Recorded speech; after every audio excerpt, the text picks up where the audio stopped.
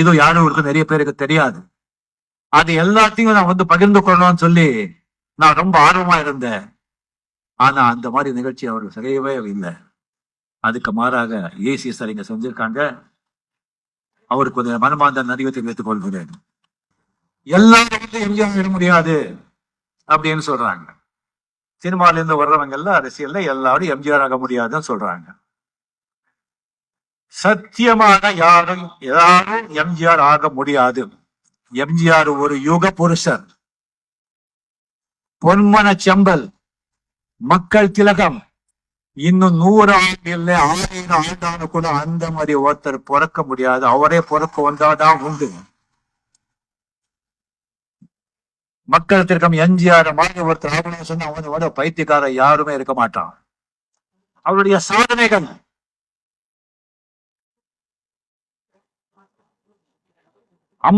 வந்து பெரிய ஹீரோவாக ஆக்ஷன் ஹீரோ இருந்தாரு. பெரிய ஆக்ஷன் ஹீரோ லைக் அலிபாபா படம், மலைக்கள்ளன், அந்த மாதிரி படங்கள் இருக்கும்போது சடனா 50 or 52 எனக்கு சிவாஜி சார் அவருடைய என்ட்ரி, பராசக்தி, ஒரே ஷோல நடிப்பு என்னங்கிறத மாத்திட்டாங்க. வசன உச்சரிப்பு என்னங்கிறத மாத்திட்டாங்க. இதான் நடிப்பு, இதான் வசன உச்சரிப்பு அப்படின்னு சொல்லி ஒரு புரட்சியை உண்டாக்குனாங்க நடிகர் திலகம். அந்த காலகட்டத்துல வந்து பெரிய பெரிய ப்ரொடியூசர்ஸ், பெரிய பெரிய டைரக்டர்ஸ் எல்லாம் சிவாஜி சார் பின்னாலே போனாங்க. எம்ஜிஆர் சார் கதையை முடிஞ்சு போச்சுன்னு நினைச்சாங்க. அவ்வளவுதான் அப்படின்னு சொன்னாங்க. அப்ப வந்து எம்ஜிஆர் சார் படம் ப்ரொடியூஸ் பண்ணாங்க. அவர் சொந்தமா ப்ரொடியூஸ் பண்றது மட்டும் இல்லைங்க, மாணவர்கள் தெரியாது, அந்த படத்தை அவரே டைரக்ட் பண்ணார். இவருக்கு தேவையா இது? கெட்ட காலம் வந்தா இப்படிதான் நினைச்சாங்க. அந்த படம் நாடோடி மன்னன் இதிகாசம் படிச்சது. டைரக்டர்ஸ் எல்லாம் நடுங்கிட்டாங்க. நான் யாரும் நிரூபிச்சாரு, நீங்க யாரும் வரலனாலும் பரவாயில்ல, நானே படம் எடுத்து நானே டைரக்ட் பண்ணி நானே போறேன் அப்படின்னு சொல்லிட்டு. அப்போல இருந்து அவர் வந்து செட்டுக்குள்ள வந்தாலே டைரக்டர்ஸ்க்கு எல்லாம் வேர்க்கும். அந்த மாதிரி சாதனை படிச்சு காட்டியவர். அவர் காலத்துல வந்து யாரோட ஒரு போட்டி சினிமால, யாரோட போட்டி? சிவாஜி கணேசன் சார் நடிப்பில இமயம், நடிகர் திலகம், அனைத்து இந்தியாவில் அனைத்து பெரிய பெரிய நடிகர்கள், ராஜ் கபூர்ல இருந்து இந்த மாதிரி சிவாஜி சார் மாதிரி ஒரு ஷாட் கூட நம்மால் ஆக்ட் பண்ண முடியாது அப்படின்னு ஒத்துக்கிட்ட ஒரு சான்றிதழ் கொடுத்த நடிகர். அவருக்கு போட்டியா எம்ஜிஆர் சார் நடிச்சு அவரை விட பெரிய மார்க்கெட் சம்பாதிச்சு, அவருடைய பெரிய பணம் சம்பாதிச்சு, அவரை விட பெரிய படங்களை கொடுத்து சாதனை பண்ணி நின்னார் இல்ல, அது எம்ஜி ராமச்சந்திரன் சார். சினிமாவில் அவர் செஞ்ச சாதனை. அரசியல்ல யார் அவருக்கு போட்டி? மதிப்புக்குரிய டாக்டர் கலைஞர் அவர்கள். அவர் மாதிரி ஒரு எழுத்தாளர் இந்தியாவிலேயே கிடையாது. அவர் மாதிரி ஒரு பேச்சாளர் இந்தியாவிலேயே கிடையாது. அவர் மாதிரி ஒரு அரசியல் ஞானி இந்தியாவிலேயே கிடையாது. அவர் மாதிரி ராஜதந்திரி இந்தியாவிலேயே கிடையாது. அவரை 13 ஆண்டுகள் கோட்டையில வந்து முதலமைச்சர் சேர்ப்பக்குமே திரும்பி பார்க்காத வச்சவர் மக்கள் திலகம் எம்ஜிஆர் அவர்கள். அது என்ன சாதாரண சாதனையா?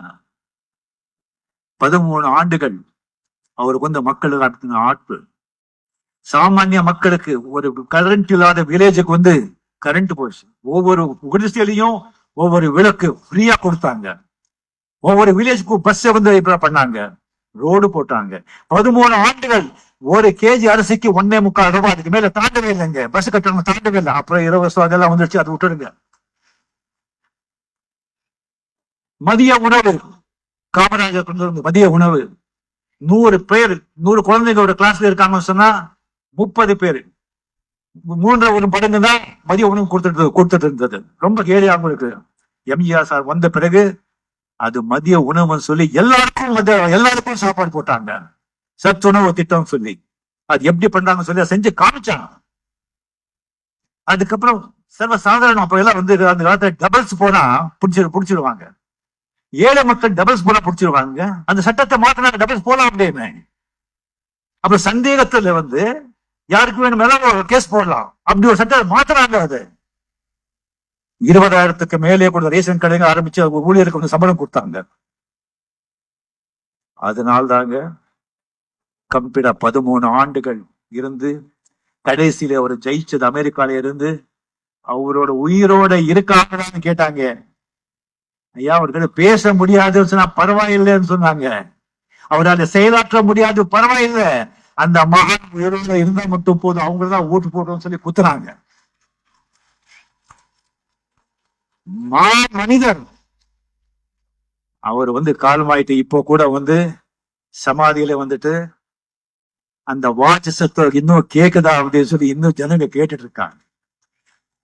தெய்வ பிறவிங்க, தெய்வ பிறவி. அவருடைய 100ஆண்டு விழா. எனக்கு ஒரு 2 இன்சிடென்ட் நடந்திருக்கு அவர் கூட. அது எங்கேயோ நான் சொன்னதில்லை, நான் இப்போ உங்ககிட்ட சொல்ல போறேன். சோ அவர் பணம் கொடுத்தே சிறந்த கையங்க.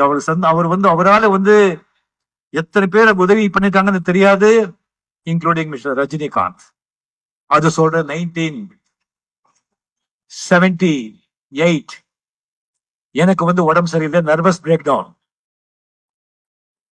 விஜய் ஹாஸ்பிட்டல் அட்மிட் ஆயிருக்கேன், nervous break down completely. Day and night வேலை செஞ்சு அங்க இருக்கும்போது எம்ஜிஆர் சார் அவர்கள் வாரத்துக்கு ஒரு வாட்டி 2 வாட்டி அவரே போன் பண்ணி எப்படி இருக்காரு அப்படின்னு சொல்லி விசாரிச்சுட்டு இருந்தாங்க.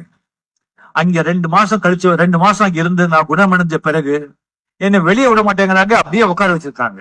ஏன்னு சொன்னா நான் ஒரு போன் வருது சிஎம் ஆபீஸ்ல இருந்து அப்படின்னு சொல்லிட்டு. ஏன் அப்படின்னா டிஸ்சார்ஜ் ஆன பிறகு அவர்கிட்ட சொல்லிட்டு தான் போனோம், நான் பேசணும்னு சொல்லி எம்ஜிஆர் சார் சொல்லியிருக்காங்க, சீஃப் மினிஸ்டர் வைப்போம். அதுக்கப்புறம் போன்ல வந்தாங்க. போன்ல எப்படி இருக்கீங்க, நல்லா இருக்கீங்களா, நான் 2 நாள் டெல்லி போயிட்டு இருக்கேன், போயிட்டு வந்த உடனே நீங்க என்ன பாருங்க அப்படின்னு சொன்னாங்க. 2 நாள் கழிச்சு டி நகர்ல ஆபீஸ், அங்க போனேன். அங்க போய் பார்த்த பிறகு என்கிட்ட சொன்னாங்க, பார்ப்பா தம்பி, நடிகனுக்கு உடம்புதான் மூலதனம், அத உடம்பை நல்லா பாத்துக்கணும், அத உடம்பை ஜாகிரதையா பாத்துக்கணும். ஸ்டண்ட்ல எல்லாம் ரிஸ்க் எடுக்காத, ஸ்டண்ட் பண்றதுக்குன்னு ஆளுங்க இருக்காங்க, அது ரிஸ்க் எடுக்காது. அது முன்னாலே கொஞ்சம் ஒரு ஆக்சிடென்ட் நடந்தது. அது முடிச்ச பிறகு சொன்னாங்க, கல்யாணம் எப்போ பண்ணிக்கிறீங்க? இல்லையா, இன்னும் பொண்ணு பார்க்கல, முதல்ல கல்யாணம் பண்ணிக்கங்க, நல்ல ஒரு குடும்ப பொண்ணை பார்த்து நீ கல்யாணம் பண்ணிக்கோ, முதல்ல பொண்ணை பார்த்தா என்கிட்டதான் சொல்லணும், நான் கல்யாணத்துக்கு வர்றேன் அப்படின்னு சொன்னாங்க. அதுக்கப்புறம் என் மனைவி லதாவை நான் பார்த்தேன். ஒரு 2-3 மாசத்துல நான் எங்க அண்ணாவும் கூட சொல்லல, எம்ஜிஆர் சாருக்கு தான் சொன்னேன், இந்த மாதிரி நான் பொண்ணை பார்த்திருக்கேன் அப்படின்னு. ரொம்ப சந்தோஷப்பட்டாரு, சீக்கிரம் கல்யாணம் பண்ணீங்க, சந்தோஷமா நான் வர்றேன் அப்படின்னு. அதுக்கப்புறம் 5-6 மாசம் ஆச்சு. அவங்க வீட்டுல மிஸ்ஸஸ் வீட்டுல ஒத்துக்கல. மிஸ்ஸஸ் ஒத்துக்கிட்டாங்க, அவங்க வீட்டுல கொஞ்சம் ப்ராப்ளம் பண்ணிட்டு இருந்தாங்க. சினிமாக்காரனுக்கு பணம் கொடுக்கறது கொஞ்சம் நர்வஸ் பிரேக் டவுன் எல்லாம் எனக்கு இருந்தது இல்லையா, அந்த ரெப்புடேஷன் எல்லாமே. 5 மாசம் 6 மாசம் கழிச்சு என்கிட்ட கேட்டாங்க, என்ன ஆச்சுப்பா கல்யாணம் அப்படின்னு. இல்ல சார், நான் சார் தான் கூப்பிடுறேன். இல்ல சார், அது கொஞ்சம் லேட் ஆயிட்டு இருக்கு, கொஞ்சம் அவங்க ஏதோ ஒத்துக்கிறாங்க, ஒத்துக்கிறது கொஞ்சம் லேட் பண்ணிட்டு இருக்காங்க அப்படின்னு. 3வது நாள் 2வது நாள் அவங்க வீட்டுல ஒத்துக்கிட்டாங்க. அப்புறம் என்ன கேட்டு எப்படி திடீர்னு ஒத்துக்கிறாங்கன்னு சொன்னா, மிஸ்டர் ஒய்ஜிபி அப்படின்னு சொல்லிட்டு அவர் எம்ஜிஆர் சாருக்கு நல்லா தெரியும். ஒய்ஜிபியோட ஃபேமிலி உறவினர் தான் என்னுடைய வைஃப் லதா அவர்கள். MGR sir YGP sir phone பண்ணி, ஏன் தயங்குறீங்க, நல்ல பையன், கொஞ்சம் கோபக்கார, உங்க பொண்ணை கொடுங்க, நல்லா வச்சுப்பா அப்படின்னு சொல்லி எம்ஜிஆர் சார் சொல்லியிருக்காங்க. ஊடகங்களுக்கு ஏதாவது டவுட் இருந்தா மிஸ்ஸஸ் ஒய்ஜிபி அவர்கள் இன்னும் உயிரோடு இருக்காங்க, அவங்க கிட்ட கேட்டு நீங்க தெரிஞ்சுக்கலாம். நான் இப்ப வாழ்க்கையில சந்தோஷமா இருக்கேன்னு சொன்ன அதுக்கு காரணமே பொன்மன செம்பல் எம்ஜிஆர் சார் அவர்கள். அதுக்கப்புறம் 1984 நான் ராகவேந்திரா திருமண மண்டபம் நான் கட்டிட்டு இருக்கேன். கட்டிட்டு யூனிவர்சிட்டிக்கு நான் அப்ளை பண்ணிட்டு, பட் ஃபவுண்டேஷன் எல்லாம் ஈஸியா கிடைச்சிடும், எல்லாமே ரூல்ஸ் வயலேஷன் எல்லாம் இல்லை. கம்ப்ளீட்லி நம்ம அப்ளிகேஷன் கொடுத்து ஃபவுண்டேஷன் போட்டு ஃபர்ஸ்ட் ஃப்ளோர் எழுப்பிட்டு இருக்கோம். பட் பெர்மிஷன் கொடுக்க மாட்டேங்கிறாங்க. ஸ்டாப் பண்ணி பார்த்தா என்ன அப்படின்னு சொல்லி கொஞ்சம் வேலை நிறுத்துங்க. ஒரு நபர், நான் பேர் சொல்ல விரும்பல, ஒரு நபர் யாரும் அந்த லேண்ட் புரோக்கர்ஸ் எல்லாம் ஏதோ ப்ராப்ளம் இருக்கு அப்படின்னு சொல்லிட்டு அந்த ஃபைலை வந்துட்டு மேல போறதுக்கு விடாம தடுக்கிறாங்க. நான் என்னடா இது அப்படின்னு சொல்லிட்டு சரி நீங்க போய் பாருங்க யாரும் சொல்லி நம்ம ஆளுங்க இருக்கிறது சொல்றேன். நீங்க பார்க்கவே மாட்டேங்கிறாங்க, அப்பாயின்மெண்ட் கொடுக்க மாட்டேங்கிறாங்க. சரி அதுக்கப்புறம் நானே போறேன், எனக்கும் அப்பாயின்மெண்ட் கொடுக்கல. 6 மாசம் 7 மாசம் ஆச்சு, மழை காலம் வந்துட்டு இருக்கு. அதுக்கப்புறம் என்னுடைய நண்பர்கள் சொன்னாங்க இது ஒரே வழிதான், நீங்க வந்து சிஎம்ஏ போய் பார்த்துடுங்க அப்படின்னு சொன்னாங்க. எனக்கு தயக்கம், யாருக்கிட்டையும் இப்படி கேட்டு பழக்கமே இல்லை. நியாயமா இருக்கு. சோ என்ன பண்றது அப்படின்னு சொல்லி அதுக்கப்புறம் வேற வழி இல்லை. இப்ப நான் பாம்பேல இருந்தேன், நான் போன் பண்ணி அப்பாயின்மெண்ட் கேளுங்க. நெக்ஸ்ட் டே அப்பாயின்மெண்ட் கொடுத்துட்டாங்க. நான் நைட்டு புடிச்சு கிடிச்சு மார்னிங் வந்தேன்.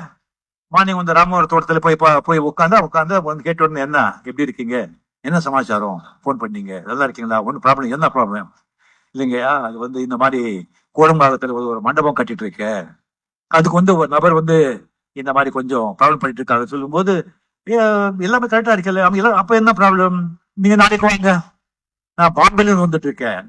பாம்பேல இருந்தா வர்றீங்க, எத்தனை நாள் ஷூட்டிங், 10 நாள், ஏன் வந்து அப்புறம் சொல்லாம நீங்க முடிச்சிட்டு வாங்க, நீங்க வாங்க முடிச்சிட்டு வந்து போன் பண்ணுங்கன்னு சொன்னாங்க. நான் ஷூட்டிங் முடிச்சிட்டு நான் வந்து போன் பண்ணேன். நெக்ஸ்ட் டே ஈவினிங்கே அப்பாயின்மெண்ட் கொடுத்தாங்க. நான் போறேன், நான் 6 மாசமா தேடிட்டு இருந்த நபர் அங்க கை கட்டி உட்கார்ந்து இருக்காங்க.